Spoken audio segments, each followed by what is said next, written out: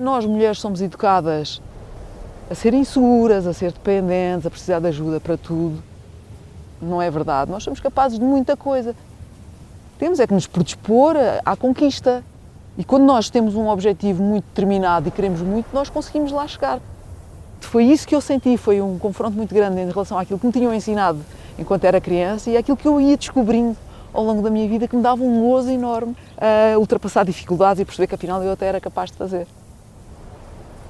Os obstáculos que os homens sentem são exatamente os mesmos que as mulheres sentem, tal e qual. Só que os homens são ensinados que têm que ser fortes, e que são fortes, e que são capazes. As mulheres não, são ensinadas que são fracas, que não são capazes, que não têm força, que devem ser inseguras, que têm que pedir ajuda. E depois isso faz a diferença, não é? Porque às mulheres não se dá votos de confiança, não se diz tu és capaz.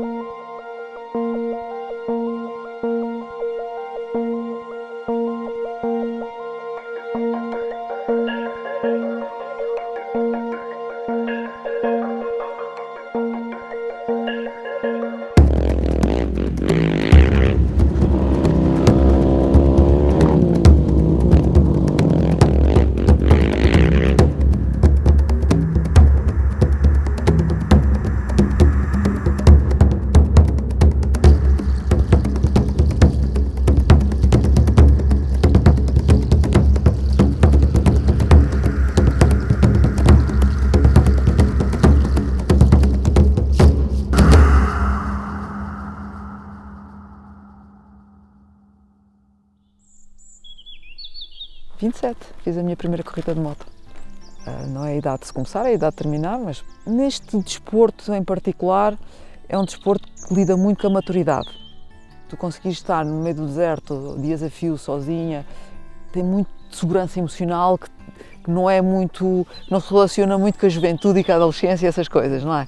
E esta modalidade é uma modalidade que existe, que tu saibas estar, que tenhas domínio emocional, que te controles, que sejas capaz de gerir os teus sentimentos.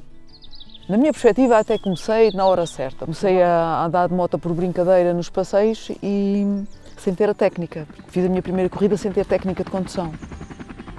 E, portanto, isso levou-me a muitas quedas, muitos trambolhões. Depois, a pouco e pouco, fui aprendendo como é que devia fazer para ser mais rápida, para ser mais eficaz. Mas aí perdi um bocadinho de tempo. Ou seja, nunca fiz um plano de carreira a longo prazo, porque se tivesse feito havia medidas que eu tinha tomado a tempo que me tinham permitido tirar benefícios mais cedo, percebes? Quando dei conta de que podia ser atleta, que podia ser desportista à séria, já tinha perdido bastante tempo. Eu lembro-me de estar na cidade de Lisboa, em frente a um quiosque, ia eu e o Jorge ao cinema, e a certa altura ele pega numa revista de motas, começa a desfolhar e diz-me assim, então porquê é que não tiramos a carta? Foi a pergunta que ele me pôs. E então optámos por tirar a carta aos dois. Comprámos uma moto de todo o terreno, a moto não era bem todo o terreno, era uma caixinha de elefante, 125, que tem o guarda-lamas alto. Comecei a usar a moto como meio de transporte, para ir para a faculdade, para ir dar aulas, e lembro naquela altura não havia ainda a moda das miúdas andarem de moto, e as pessoas paravam nos semáforos, metiam conversa comigo, aí faziam perguntas e eu andava com muita insegurança porque vivia em Lisboa há muito pouco tempo. Mas a verdade é que comecei a gostar muito de andar de moto, até que um dia, porque um homem não anda de 125, o Jorge decidiu comprar uma moto maior para ele, e então cada um tinha a sua moto. E pela graça de termos uma moto tipo motocross, decidimos inscrever no Clube Todo Terreno e começámos a receber em casa os folhetos a anunciar os passeios, porque naquela altura foi na altura em que os passeios do terreno começou a ficar na moda em Portugal. E fomos fazer um passeio os dois, que era a Ronda dos Castelos, na Figueira da Foz, e nesse passeio, que tinha 200 km, não me engano, eu fiz à volta dos 80, se calhar, caí várias vezes, o radiador da moto abriu e eu já não consegui andar mais. O Jorge fez o passeio todo, com muita dificuldade, que ia com uma Dominator, Mas no final olhámos um para o outro e dissemos: isto é o hobby das nossas vidas, as motas é que não prestam. Então ficámos um ano inteiro em casa a juntar dinheiro para comprar 2 motas próprias para todo o terreno.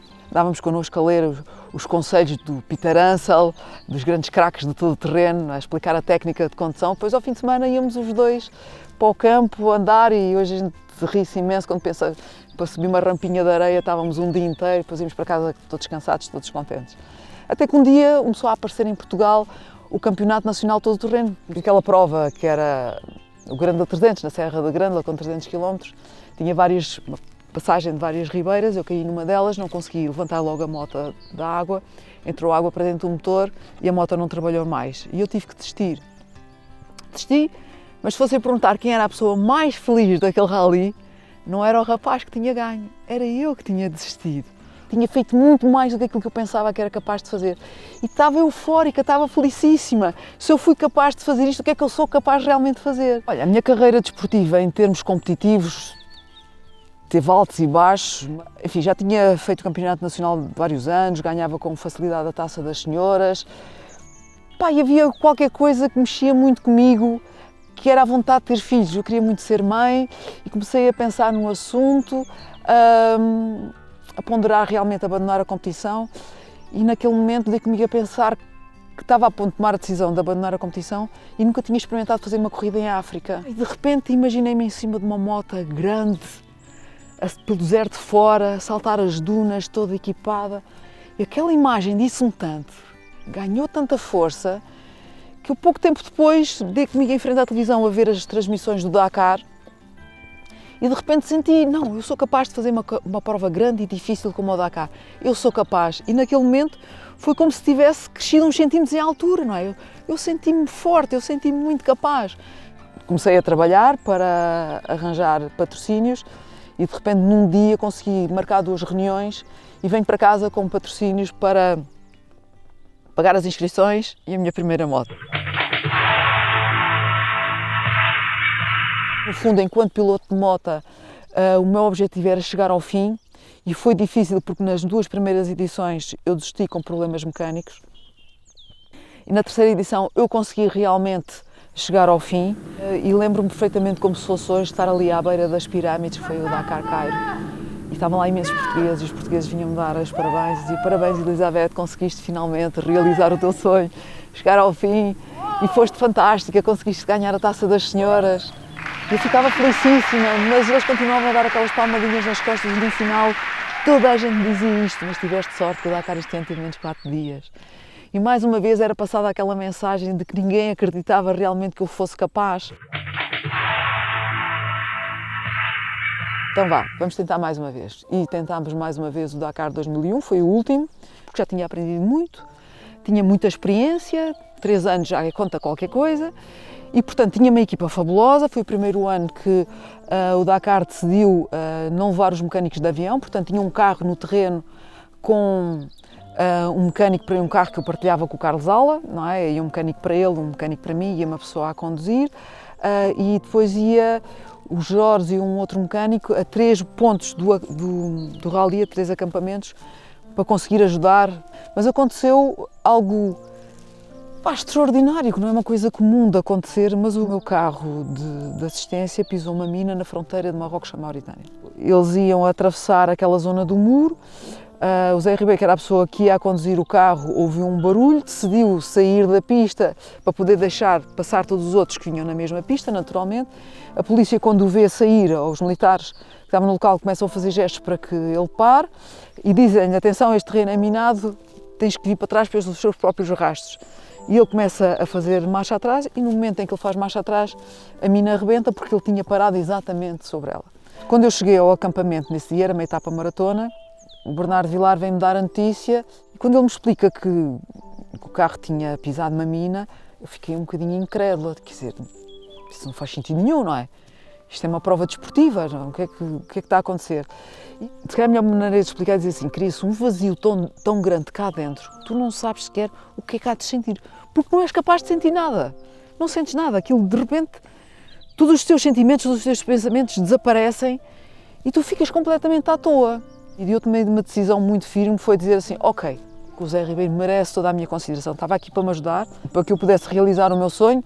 Portanto, eu vou até ao limite das minhas capacidades. Eu acho que caí 300 vezes me levantei. Parti-me toda, cheguei ao final. Parti 2 costelas, fiz uma lesão na virilha quando levantava a perna para montar a moto, as pessoas começavam a ver, ela vai cair, ainda nem sequer montou. Fiz uma lesão no ombro, pagava assim na mão, eu não conseguia mover o braço, depois de estar na moto, mas levantá-lo ele não subia. Fraturei 3 ossos no metatarso, passei a levantar 1 hora mais cedo para conseguir calçar a bota, porque fiz um acordo com o médico para não pôr gesso, porque se pusesse gesso tinha que desistir da corrida. Cheguei ao fim, não fui a última classificada, consegui ultrapassar os obstáculos todos, mas na realidade, nas últimas etapas daquele rally, achei que não valia a pena, sofrer tanto. E o facto de ter uma pessoa, um amigo meu no hospital, em mau estado, era uma coisa que mexia muito comigo e eu achava que estava ali por uma causa desportiva, uma causa própria, egoísta. Até que ponto eu ia mexer com a vida dos outros, não é? Não fazia sentido. E portanto, a partir daí, eu tomei a opção de deixar as corridas de moto. Respirei fundo e de repente houve uma ideia maluca que me veio à cabeça. Espera aí, se eu fizesse de caminhão? Se caminhão era coisa fácil. Pai, imaginei-me dentro de caminhão a saltar as dunas pelo deserto fora. E aquela imagem foi tão nítida, tão forte. Eu fui perguntar o que é que era preciso para tirar a carta de pesados. E então, tirei a carta de pesados em outubro e em janeiro do ano seguinte estava a fazer o Dakar de caminhão sem saber ler nem escrever, como se costuma dizer. E vim para casa com a certeza de que eu, de caminhão, poderia ser muito mais competitiva do que o que tinha sido de moto. E se tivesse eventualmente a oportunidade de voltar de caminhão, eu voltaria com um objetivo muito específico. Não era o de chegar ao fim, era de chegar ao topo da classificação geral. Mas era isso que me movia, era provar a toda a gente que era capaz de fazer o caminhão aquilo que não tinha sido capaz de provar com a moto. Mas fui progredindo a pouco e pouco, até chegar a uma altura que eu percebi, não, eu sou um bom piloto, eu estou ao lado dos pilotos da frente, eu tenho que ganhar uma corrida. Foi um orgulho enorme para mim, não só por encher o peito de ar e dizer sou a única mulher que a nível mundial o conseguiu fazer até agora, mas porque foi o culminar de muitos anos de trabalho, não só meu, mas toda a equipa que esteve comigo foi uma equipa excelente, que deu tudo o que tinha para dar, que é graças a eles que eu consegui vencer. Se houve algo que me fez mover ao longo destes anos todos, foi de facto eu perceber que as pessoas não acreditavam em mim e ter feito tudo o que estava ao meu alcance para provar que eu era digna da confiança que as pessoas depositavam em mim.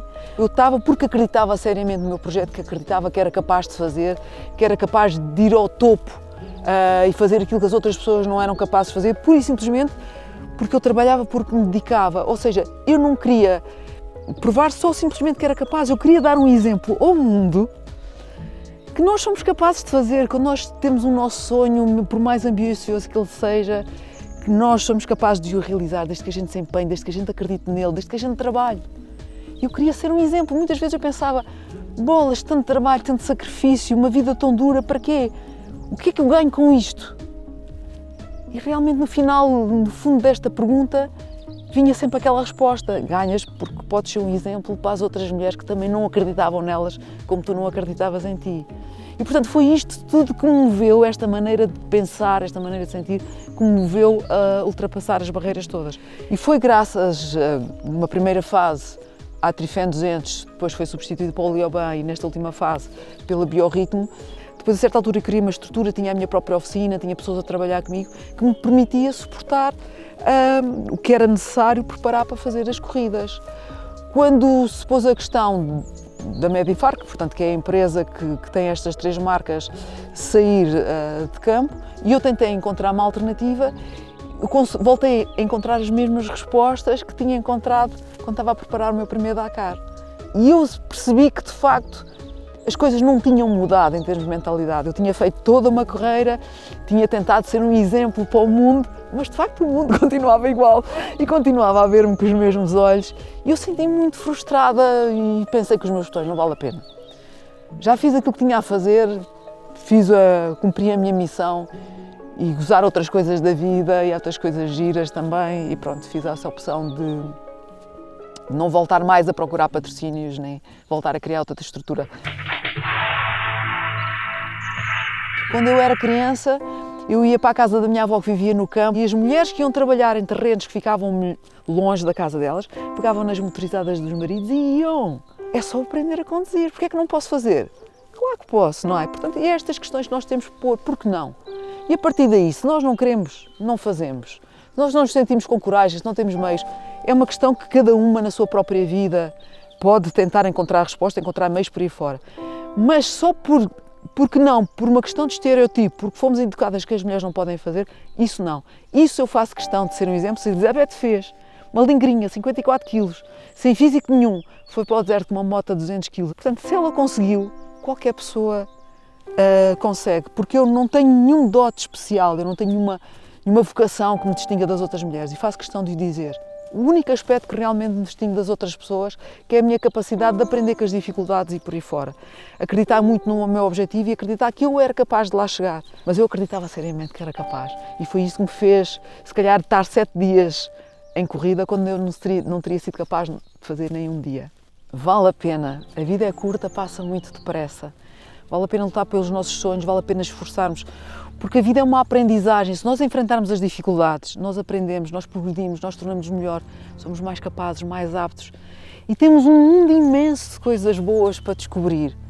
Mas se a gente ficar acomodados no nosso cantinho, com receio de tudo, achar que não somos capazes, nós viramos as costas à vida e às oportunidades. Portanto, há que aproveitar as oportunidades, lidar com elas, lidar com as adversidades, com os obstáculos e ir por aí fora. Com inteligência, com bom senso, com racionalidade e com muito trabalho pelo meio. E acima de tudo é assim que a vida se faz e é assim que a gente pode tirar partido dela.